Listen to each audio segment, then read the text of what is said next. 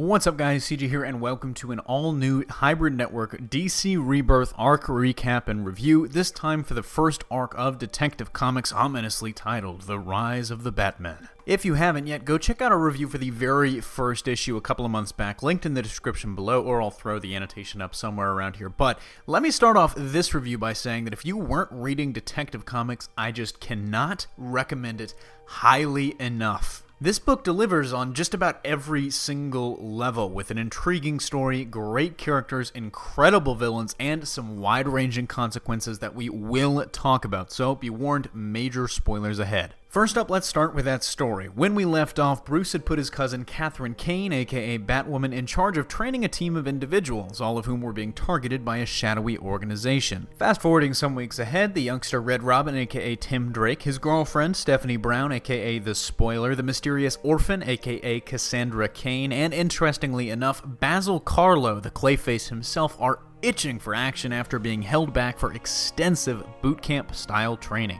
But the best laid plans of mice and men often fall to the wayside, and the young team is pressed into action when Bruce himself is beaten and kidnapped by the shadowy army of Batmen, taken to their secret hideout, The Cave, just outside of Gotham. For help, Catherine turns to her father, Colonel Jacob Kane, which turns out to be a not-so-great idea. He's the one leading the army of Batmen in the first place. You see, he had been put in charge of creating a task force modeled after Batman to combat America's enemies by shadowy forces operating at the highest level of government. And after years of training and preparation, he had an army that could not only operate like Batman, but added ruthless military efficiency, capable of taking out Batman himself. But taking out Batman wasn't really the Colonel's endgame. Instead, it was more like step 2 of his plan. You see, he had become convinced that the League of Shadows was operating in Gotham and had devised a list of potential sleeper agents they were primed and ready to take out. The only issue? Well, according to Bruce and his long experience with Ra's al Ghul, the League of Shadows didn't exist. It was a myth meant to command fear and attention, drawing attention away from Ra's League of Assassins, which definitely did exist.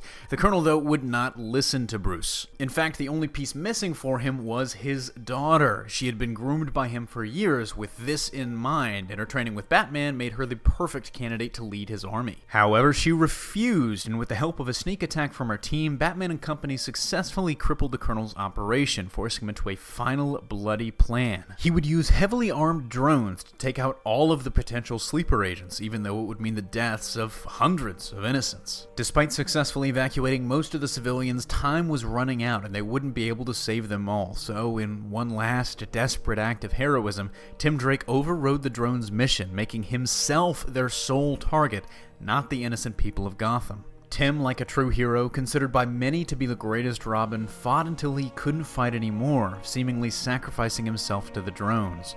Defeated, the Colonel and his men beat a full retreat, but before he could himself escape, the Colonel was captured by his own daughter, ending the threat once and for all. With this arc, I see James Tynion IV really cementing his place as one of DC's best writers, not only with that incredible plot, but by really fully capturing and utilizing all of these characters to the best of their potential and creating some really interesting dynamics that drove the book forward. First and foremost, the relationship between Batwoman, Catherine Kane, and her villainous father Jacob serves as really the heart and the primary driving force in the story. One of the best things about this book is that it serves as a great primer on Batwoman herself for all of the people unfamiliar, which is probably a lot of folks. I mean, Bruce brought her in to train the Motley team because of her military experience and nature, something we find was heavily influenced and almost kind of inherited from her father, a lifelong military man. Both, in turn, are driven by the untimely deaths of Catherine's sister and her mother, and further profoundly impacted by Batman himself, but that's where they differ. Where Jacob only sees Batman's efficiency and brutal results,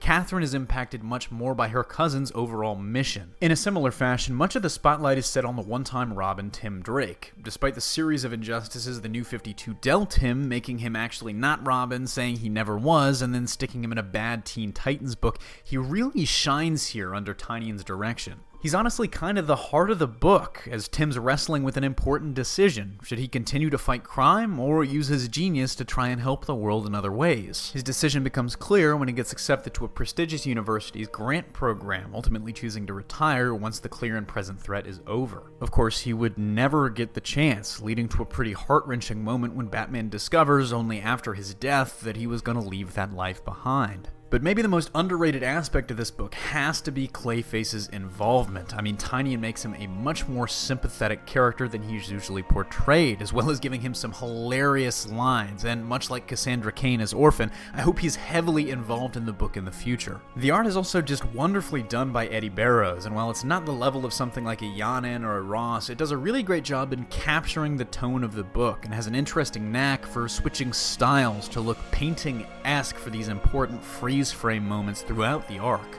Oh, and I guess I should mention this too, Tim Drake isn't dead.